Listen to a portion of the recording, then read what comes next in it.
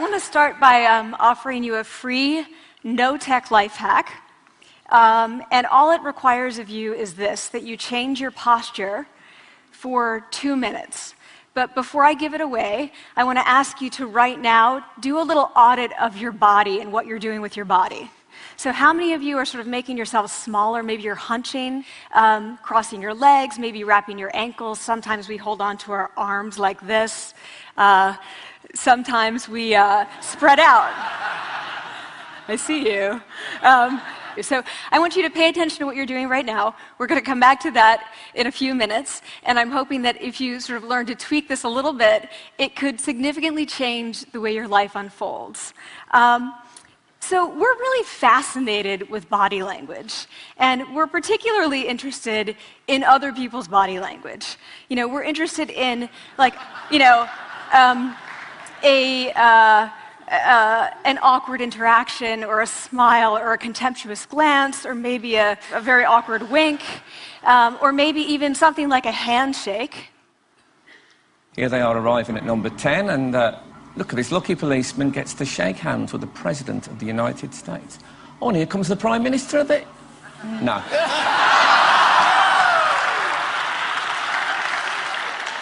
So a handshake, or the lack of a handshake, can have us talking for weeks and weeks and weeks, even the BBC and the New York Times.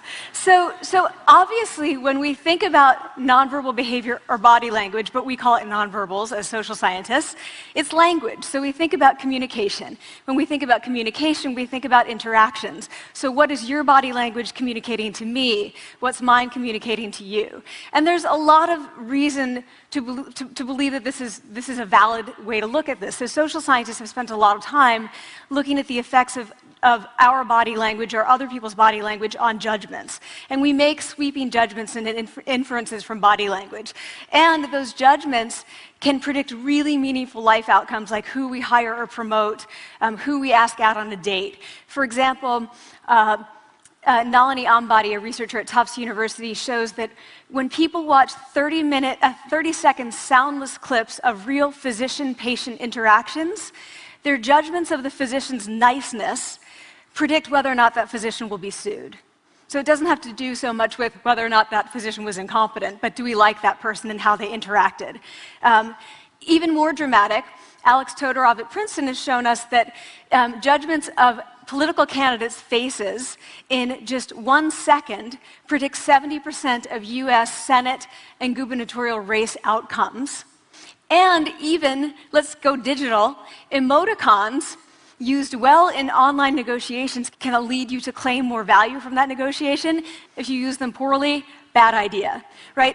So when we think of nonverbals, we think of how we judge others, how they judge us, and what the outcomes are. We tend to forget, though, the other audience that's influenced by our nonverbals, and that's ourselves. We are also influenced by our nonverbals, our thoughts and our feelings and our physiology. So what nonverbals am I talking about? I'm a social psychologist, I study prejudice, and I teach at a competitive business school. So it was inevitable that I would become interested in power dynamics. I became especially interested in nonverbal expressions of power and dominance. And what are nonverbal expressions of power and dominance? Well, this is what they are. So in the animal kingdom, they are about expanding. So you make yourself big, you stretch out, you take up space, you're basically opening up. It's about opening up. And this is true across the animal kingdom. It's not just limited to primates, and humans do the same thing. So they do this both when they have power sort of chronically, and also when they're feeling powerful in the moment. And this one is especially interesting because it really shows us how universal and old these expressions of power are. This expression, which is known as pride, Jessica Tracy has studied, she shows that people who are born with sight and people who are congenitally blind do this when they win at a physical competition. So when they cross the finish line and they've won, it doesn't matter if they've never seen anyone do it, they do this. So the arms up in the V, the chin is slightly lifted. What do we do when we feel powerless? We do exactly the opposite. We close up, we wrap ourselves up, we make ourselves small. We don't want to bump into the person next to us. So again, both animals and humans do the same thing. And this is what happens when you put together high and low power. So what we tend to do when it comes to power is that we complement the other's nonverbals. So if someone's being really powerful with us, we tend to make ourselves smaller. We don't mirror them, we do the opposite of them. So I'm watching this behavior in the classroom, and what do I notice? I notice that MBA students really exhibit the full range of power nonverbals. So you have people who are like caricatures of alphas, like really coming into the room. They get right into the middle of the room before class even starts, like they really want to occupy space. When they sit down, they're sort of spread out. They raise their hands like this. You have other people who are virtually collapsing when they come in. As soon as they come in, you see it. You see it on their faces and their bodies, and they sit in their chair and they make themselves tiny, and they go like this when they raise their hand. I noticed a couple things about this. One, you're not going to be surprised. It seems to be related to gender. So women are much more likely to do this kind of thing than men. Women feel chronically less powerful than men, so this is not surprising. But the other thing I noticed is that it also seemed to be related to the extent to which the students were participating and how well they were participating. And this is really important in the MBA classroom because participation counts for half the grade. So business schools have been struggling with this gender grade gap. You get these equally qualified women and men coming in, and then you get these differences in grades, and it seems to be partly attributable to participation. So I started to wonder, okay, so you have these people coming in like this, and they're participating. Is it possible that we could get people to fake it, and would it lead them to participate more? So my main collaborator, Dana Carney, who's at Berkeley, and I really wanted to know, can you fake it till you make it? Like, can you do this just for a little while and actually experience a behavioral outcome that makes you seem more powerful? So we know that our nonverbals govern how other people think and feel about us. There's a lot of evidence, but our question really was, do our nonverbals govern how we think and feel about ourselves? There's some evidence that they do. So, for example, when we smile when we feel happy, but also when we're forced to smile by holding a pen in our teeth like this, it makes us feel happy. So it goes both ways. When it comes to power, it also goes both ways. So when you feel powerful, you're more likely to do this, but it's also possible that when you pretend to be powerful, you are more likely to actually feel powerful. So the second question really was, so we know that our minds change our bodies. Is it also true that our bodies change our minds? And when I say minds, in the case of the powerful, what am I talking about? So I'm talking about thoughts and feelings and the sort of physiological things that make up our thoughts and feelings. And in my case, that's hormones. I look at hormones. So what do the minds of the powerful versus the powerless look like? So powerful people tend to be, not surprisingly, more assertive and more confident, more optimistic. They actually feel that they're going to win even at games of chance. They also tend to be able to think more abstractly. So there are a lot of differences. They take more risks. There are a lot of differences between powerful and powerless people. Physiologically, there also are differences on two key hormones, testosterone, which is the dominance hormone, and cortisol, which is the stress hormone. So what we find is that high-power alpha males in primate hierarchies have high testosterone and low cortisol. And powerful and effective leaders also have high testosterone and low cortisol. So what does that mean? When you think about power, people tended to think only about testosterone because that was about dominance. But really, power is also about how you react to stress. So do you want the high-power leader that's dominant, high on testosterone, but really stress reactive? Probably not, right? You want the person who's powerful and assertive and dominant, but not very stress reactive, the person who's laid back. So we know that in primate hierarchies, if an alpha needs to take over, if an individual needs to take over an alpha role sort of suddenly, within a few days, that individual's testosterone has gone up significantly and his cortisol has dropped significantly. So we have this evidence, both that the body can shape the mind, at least at the facial level, and also that role changes can shape the mind. So what happens, okay, you take a role change, what happens if you do that at a really minimal level, like this tiny manipulation, this tiny intervention? For 2 minutes you say, I want you to stand like this, and it's going to make you feel more powerful. So this is what we did. We decided to bring people into the lab and run a little experiment.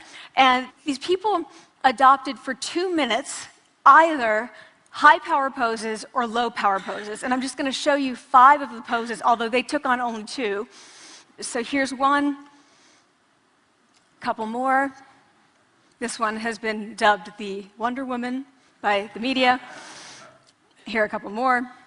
So you can be standing or you can be sitting. And here are the low power poses. So you're folding up, you're making yourself small. This one is very low power. When you're touching your neck, you're really kind of protecting yourself. So this is what happens. They come in, they spit into a vial. We, for 2 minutes, say, you need to do this or this. They don't look at pictures of the poses. We don't want to prime them with the concept of power. We want them to be feeling power, right? So 2 minutes they do this. We then ask them, how powerful do you feel on a series of items? And then we give them an opportunity to gamble. And then we take another saliva sample. That's it. That's the whole experiment. So this is what we find. Risk tolerance, which is the gambling. What we find is that when you're in the high power pose condition, 86% of you will gamble.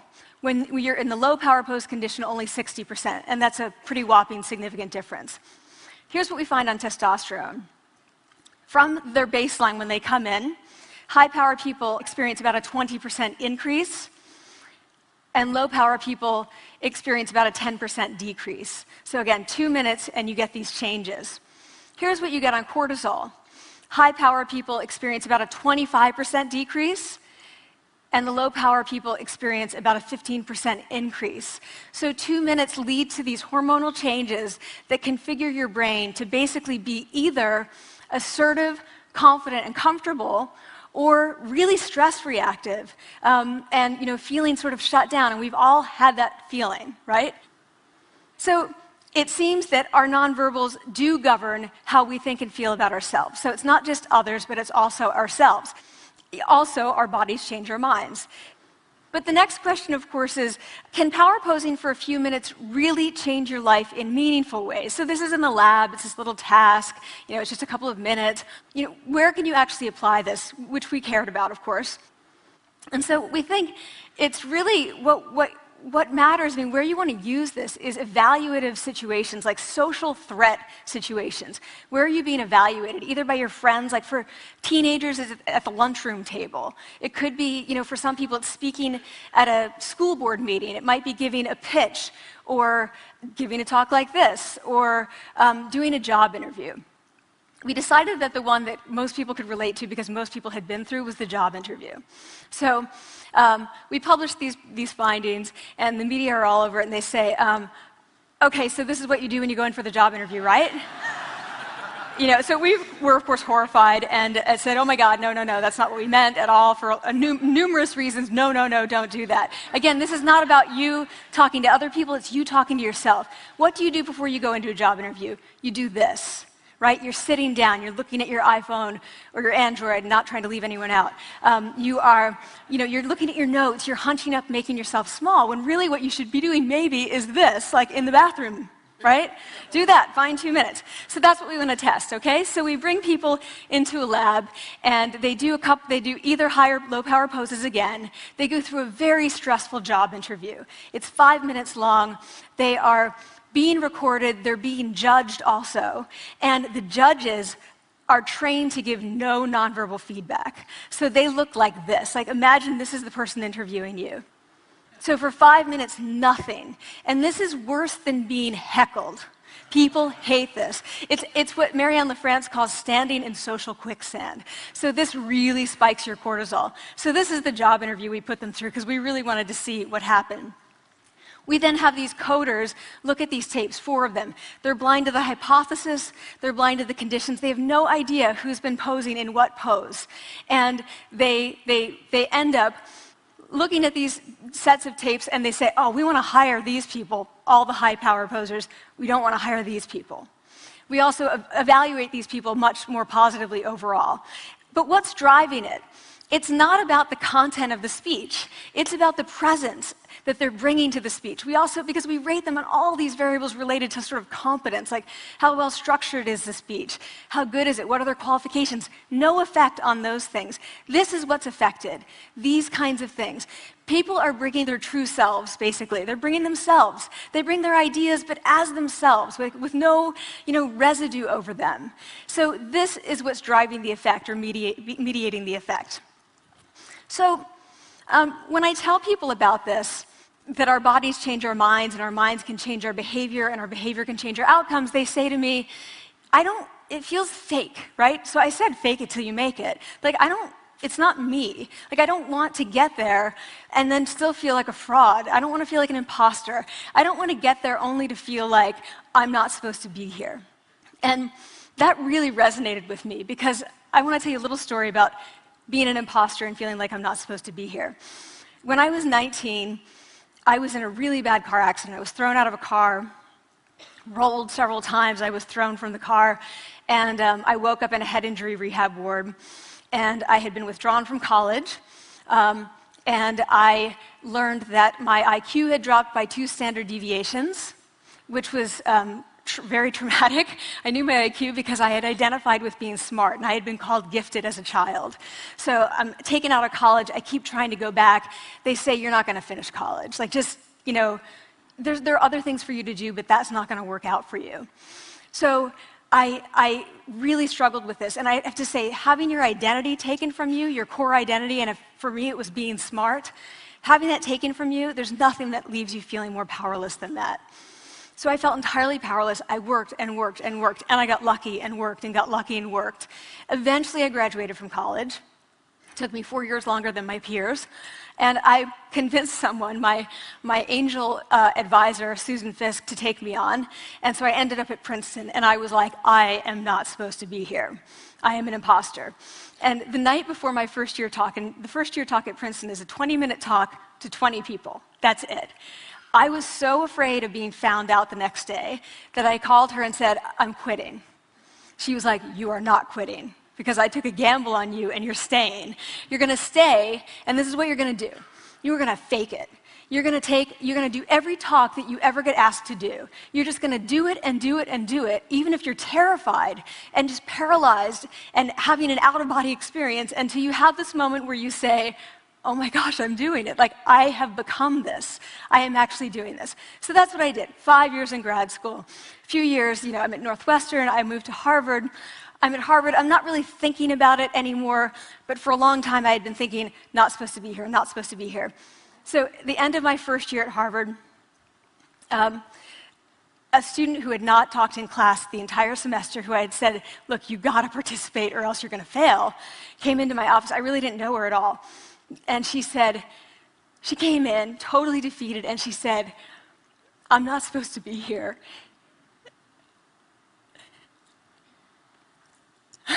And that was the moment for me, because 2 things happened. One was that I realized, oh my gosh, I don't feel like that anymore. I don't feel that anymore, but she does, and I get that feeling. And the second was, she is supposed to be here. Like, she can fake it, she can become it. So I was like, yes, you are. You are supposed to be here, and tomorrow you're going to fake it, you're going to make yourself powerful, and, you're going to...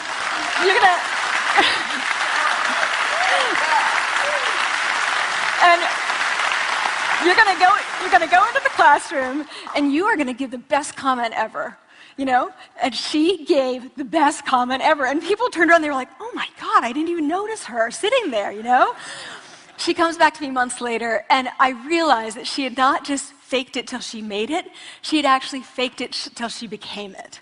So she had changed. And so I want to say to you, don't fake it till you make it. Fake it till you become it. It's not do it enough until you actually become it and internalize. The last thing I want to leave you with is this. Tiny tweaks can lead to big changes. So this is 2 minutes. 2 minutes, 2 minutes, 2 minutes. Before you go into the next stressful evaluative situation, For 2 minutes, try doing this in the elevator, in a bathroom stall, at your desk behind closed doors. That's what you want to do. Configure your brain to cope the best in that situation. Get your testosterone up, get your cortisol down. Don't leave that situation feeling like, oh, I didn't show them who I am. Leave that situation feeling like, oh, I really feel like I got to say who I am and show who I am. So I want to ask you first, both to try power posing, and also I want to ask you to share the science, because this is simple. I don't have ego involved in this. Give it away, share it with people, because the people who can use it the most are the ones with no resources and no technology and no status and no power. Give it to them, because they can do it in private. They need their bodies, privacy, and 2 minutes, and it can significantly change the outcomes of their life. Thank you.